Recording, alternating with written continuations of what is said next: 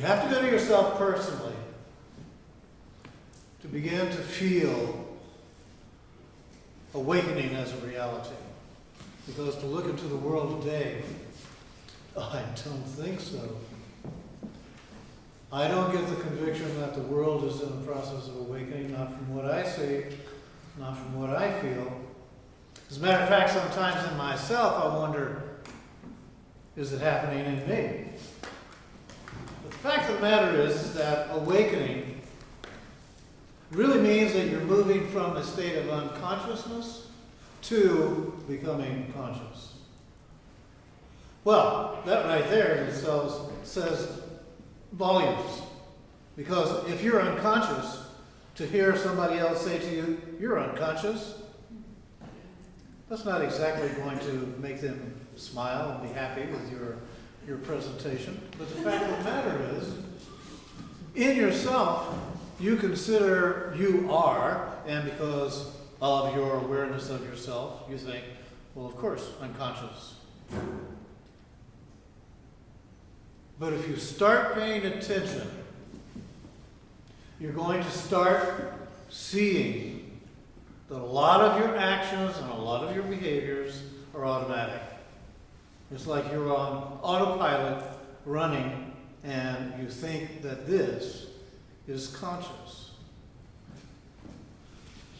This part of awakening can be very unsettling because it causes you to look again and see that who you have believed yourself to be may not really be who you are. And as a matter of fact, you pay enough attention, you're going to start seeing that you, the observer, looking at who you believe yourself to be, are two different beings entirely. So, somewhere along the way, you're going to say, okay, I'm starting to wake up. You're at the point of no return.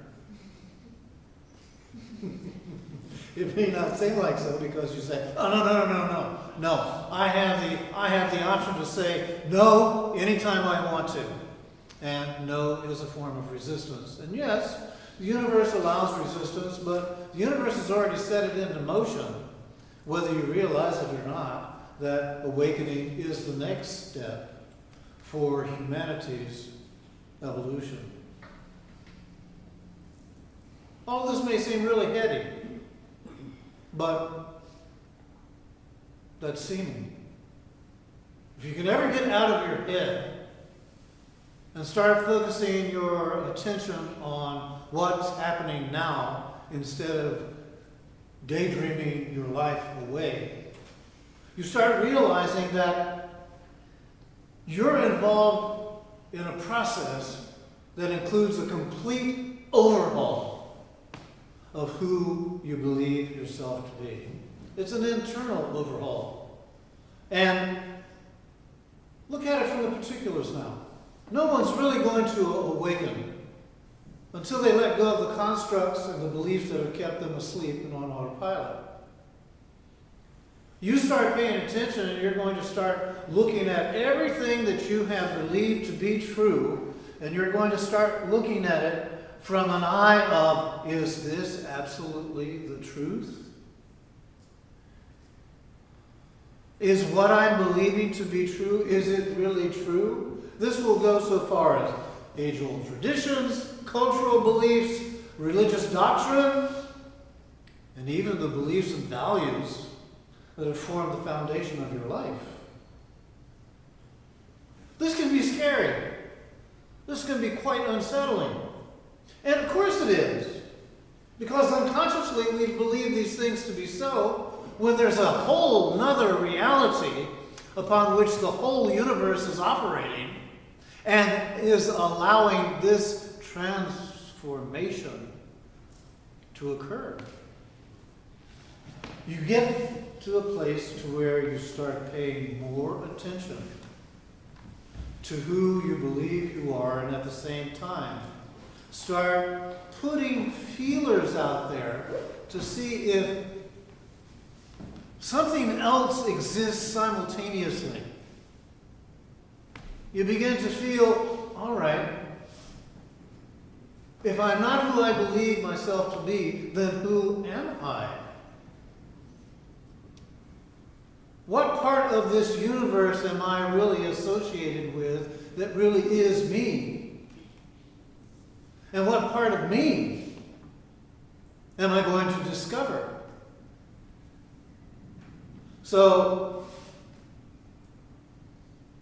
you start experiencing some of your past. You know, that which you've stuffed down, you've put away, or you said, no sweat, I've already healed here, I don't have to go back to this again. And sure enough, things start coming up. So you start experiencing old traumas, old hurts, old wounds, and it's happening because these are the things that have to be released in order for you to be able to come through untrammeled. As you begin to raise your consciousness and awaken, you discover that some of the old associations you've had, you know, maybe your husband, maybe your wife, maybe your mother, your father, your family, that, wow, I've been struggling with these guys for so long. What's the deal here? What's going on? I mean, I don't feel the same likeness to them that I used to. What's this all about? Have I grown so hypersensitive that I just can't handle this anymore? There's going to be a lot of doubt. There's going to be a lot of concern that will come up. You'll also find that this will stimulate you to where you say, I want to grow beyond this. I want to get beyond this. I want some positive change here in my life, which will be immediately followed up with the fear of the unknown. So you've got these forces that are operating inside of you. Somebody even went to the extent of saying, waking up is really messy. Somebody said waking up was fun. They're crazy as hell. Waking up is really messy. It's startling, it's challenging. But if you will find the courage and the determination to persevere, you're going to find that one of the things that begins to die in you is the dominant ego presence. And while at first you may not have even recognized that there was a difference between you and ego starts showing itself up as the problem child inside of you.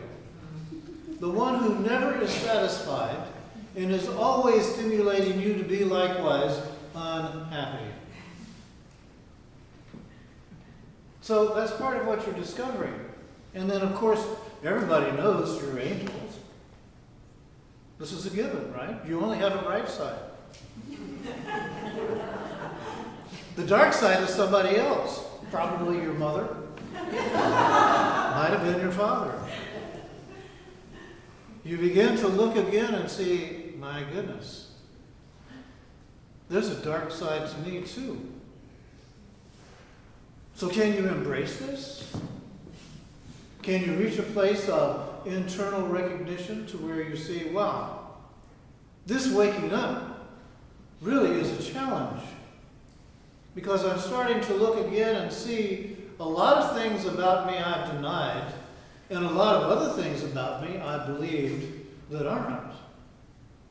So all of this is coming together to show you that the awakening process has a higher power influence that you might want to call God, if you feel comfortable with God. You might want to call Source, if you feel comfortable with Source. Anything that helps you to feel connected to a power that is within you and beyond you, that is stimulating you to actually awaken. So with all of this in play, it seems like, okay, I'm waking up, I just took 2 steps forward, and now I'm taking 3 steps back, just to give myself a chance to see what I thought to be Isn't really. But that step back, if you'll stay with it, is going to reveal itself in hindsight as a necessary step in order for you to be able to embrace yourself instead of run away from yourself. Will there be symptoms of this? Absolutely. You're going to sleep like a baby. Those days are probably over. So you're going to have interrupted sleep patterns. And that's because of the effect of your internalizing the change that you're embracing. Registers in your body. You may also find that you have a change in appetite. Whereas before you couldn't stand sugar, it's going to be a favorite. Or it may be the other, to where the things that you used to crave and hunger for now no longer have appeal for you. You may have a loss of desire. You may feel listless. You don't want to do the things that you used to do. You may feel confused. Although that might just be a continuation, but on a different level. You also may have lightheadedness. Okay, body aches, body pains. You might even find yourself depressed. So you're going to find that there are ups and there are downs with this. And all of this I'm saying, imagine now if somebody said, oh, you want to sign up for awakening? You say, yes, sign me up. You say, wait a minute, I want you to read this disclosure first. After you've read this disclosure, then sign your name on the line. And then we'll go on. Because you see, sometimes it is that we don't really let ourselves in on what we're signing up for until we are down the road a piece with it. So, everybody does this at their own time. You may right now in yourself say, I'm awakening. And I look around me and I don't see many others awakening. I try to tune in, and with my inner discernment, I don't feel this happening with anybody else. Everybody does it at their own time. You might want to look and see that you're a harbinger.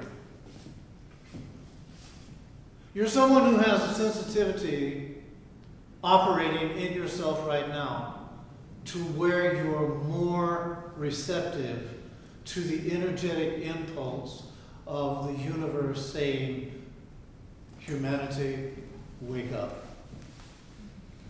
So, I know the old thing is read a book, take a course, learn the shortcuts. Well, guess what?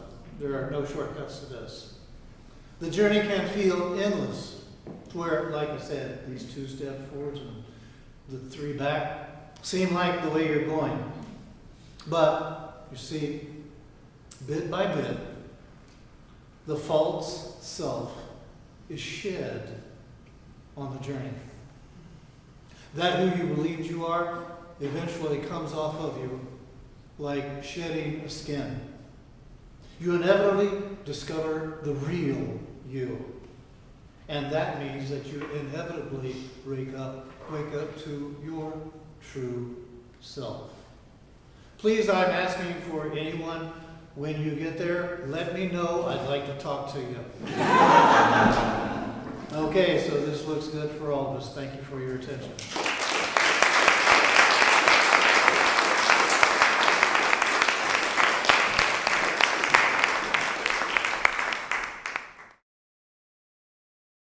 For more information about the Metaphysical Church of Enlightenment or the Rodin Foundation, please go to our website at www.rodin.org.